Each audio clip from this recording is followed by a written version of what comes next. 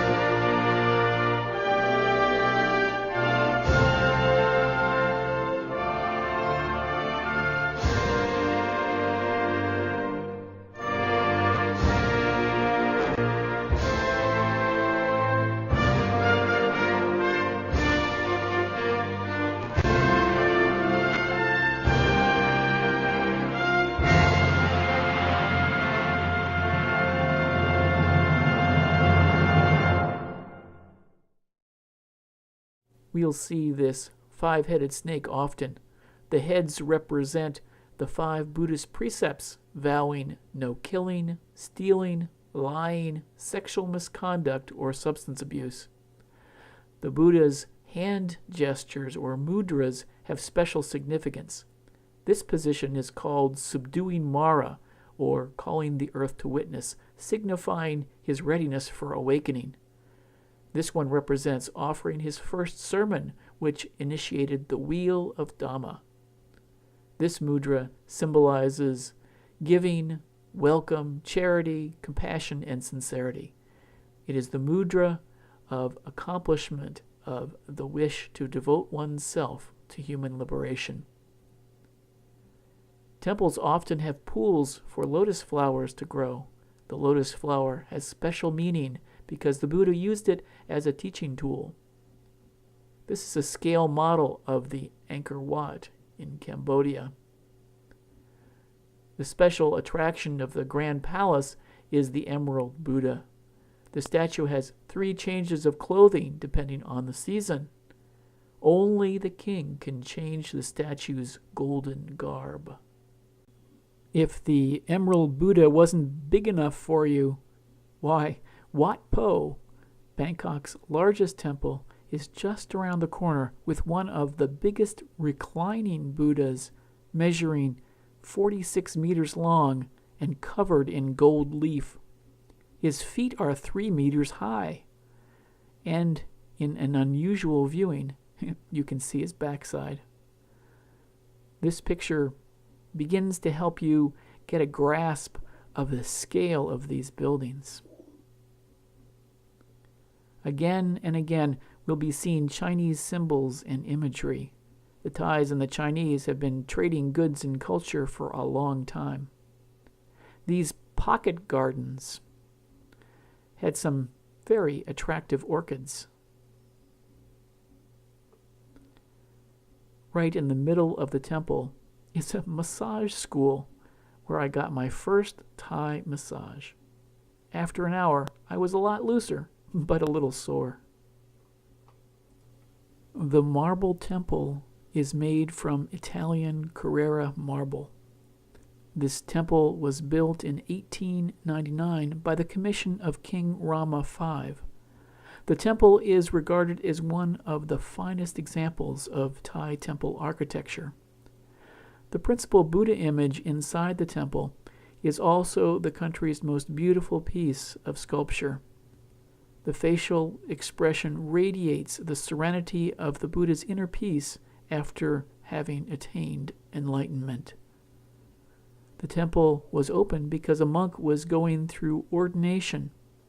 Just about every male in Thailand is expected to ordain, even if he remains a monk only for a few weeks.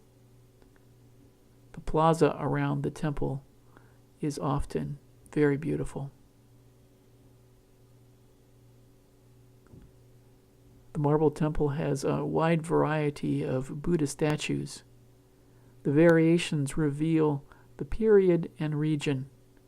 This is a fairly typical Thai Buddha. This one is Burmese, and this one Khmer. This one Chinese,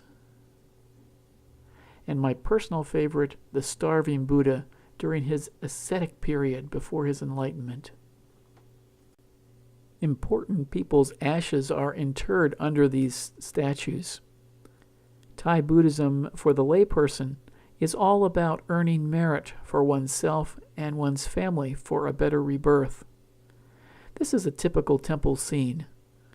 One of the most significant ways to earn merit is to give dana, or donations.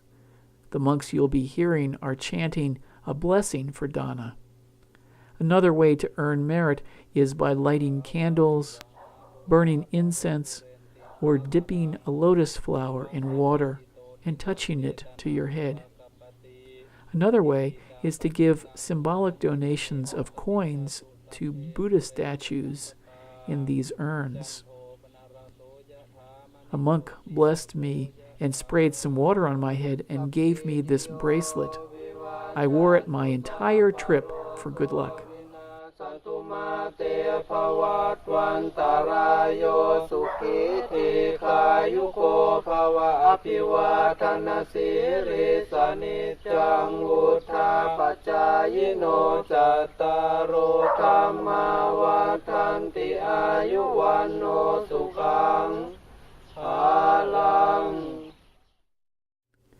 Whenever I was in Bangkok, I stayed with Pitor, Mem, and their daughter. And these are their two very friendly dogs. Like many homes, they lived in a walled compound with lush gardens. This is Pitor's sister Tan. They are both children of a couple Bill Bat befriended in the 60s during his Peace Corps work there. They were my hosts when I visited Chiang Rai. Here, Tan and I are visiting the Teak Palace, which has some very attractive architecture. Well, now we're traveling to the south of Thailand to visit the Khao Sok Rainforest Preserve. Enjoy these pictures from the rainforest while listening to the sound of the rainforest at night I recorded. The rainforest can be a pretty loud place.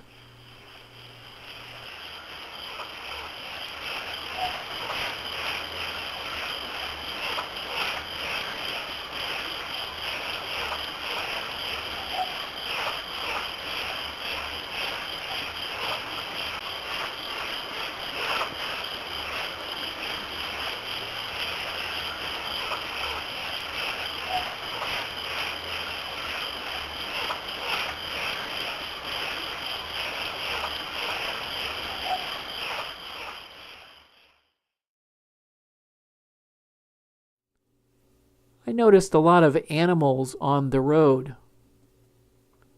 I often saw dogs lying right in the middle of the road. Notice the internet sign. There were internet cafes everywhere.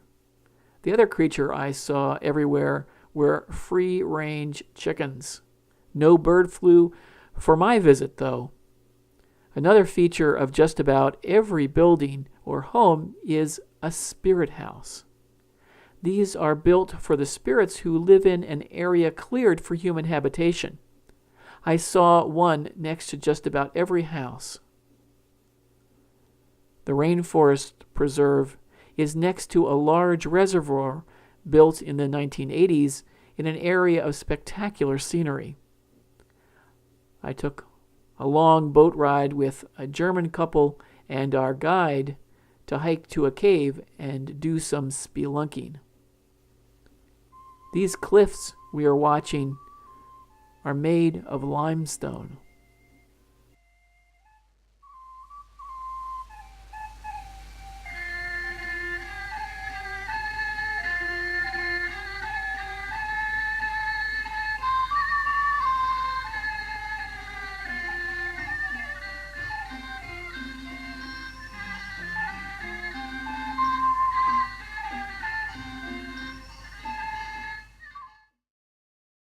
We stopped for lunch at this floating hotel. One can make arrangements to stay here overnight, but the accommodations are quite spare, just mats on the floor. There was time for me to take a swim before we motored in to the trailhead.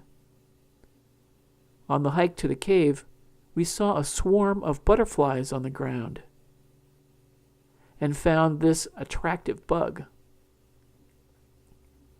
We crisscrossed a stream, getting my new hiking shoes soaked in the process. Here is our guide, Tiger Man, and the German couple. Tiger Man had suffered significant losses in the tsunami and was rebuilding his business. Holding a weak flashlight, I stumbled, waded, and swam through the dark cave. The cave expanded and permitted us to explore the inhabitants. We saw strange bugs, toads, spiders the size of your hand, and of course, lots of bats. Caves are creepy places. I was happy to see the light again. Tiger Man had a way of figuring out how to both entertain and disturb you. He showed us this tree, thought to be over 600 years old. The trip back was beautiful, but lit a little differently, so I had to take a few more pictures.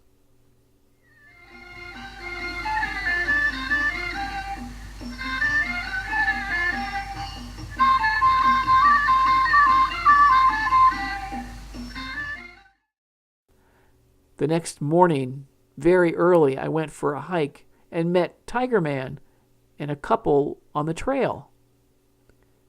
They had been forced to stay out all night by feeding wild elephants blocking the trail. I walked cautiously till I saw their footprints heading into the forest. Still, the rainforest is a very beautiful place to visit and photograph in all its glorious diversity.